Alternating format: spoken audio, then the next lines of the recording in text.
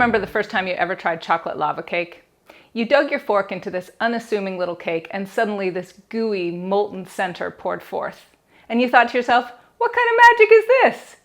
Well, today on All Day I Dream About Food, we're going to recreate that magic. But we're going to make it keto, and the center is going to be peanut butter. So the first step to making any kind of lava cake is to prep your ramekins. You need to grease them really well so that when you flip out the cake, it comes out easily. So here I have 3 half-cup ramekins, and I like to grease them first with a solid fat like butter or coconut oil. So I like to save the butter wrappers from my sticks of butter specifically for this purpose. It helps me work the butter into all the crevices of any pan I'm using. Next, you're going to dust them with a little bit of cocoa powder. So you just take a little and you put it in the bottom of each ramekin. And you want to make sure to get it coated everywhere. It'll stick to the sides because of the butter. And once you have it all over the bottom and the sides of each ramekin, you're going to tap out the excess. You don't want the extra cocoa powder in there. And once your ramekins are prepped, it's time to get working on the cake batter. So here I have a 1/4 cup of butter, and I'm going to add 1 ounce of chopped unsweetened chocolate. And by unsweetened, I mean it has no sweetener at all.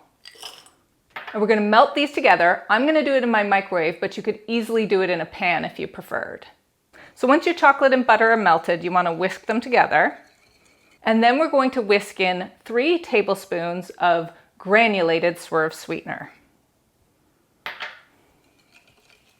And here I have 1 egg and 1 egg yolk, and I'm going to whisk those in.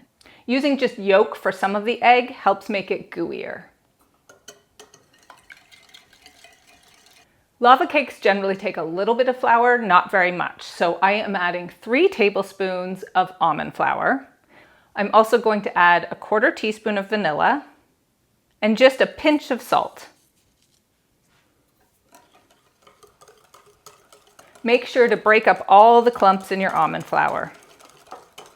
And once your batter is nice and smooth, you're going to divide about 2/3 of it into your ramekins.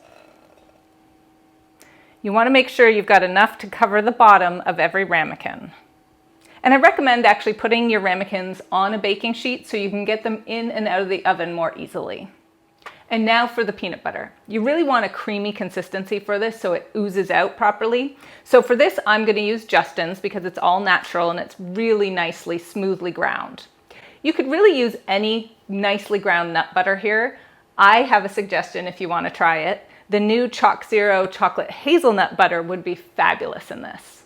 So you're going to take a scoop of peanut butter and you're looking for 3/4 tablespoon to 1 tablespoon, and you're just going to plop it into the center of each ramekin.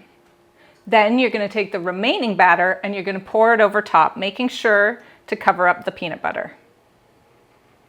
And you want to kind of spread the batter around to make sure it gets to the sides, and you want to smooth the top.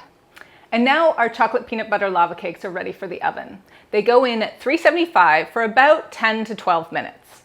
You're looking for the sides to be set, but the top should have still a little bit of jiggle. And we're back. And we've got chocolate peanut butter lava cakes that have come out of the oven. You have to let them cool for 5 to 10 minutes, which I've done. And if I've done it right, they will come out of the ramekins really nicely. So let's give it a try. So you want to take a sharp knife and just run it around the edges inside the ramekin to loosen the cake. And if all goes well, fingers crossed, it'll flip out nicely. Might have to give it a little shake to loosen it. Ooh.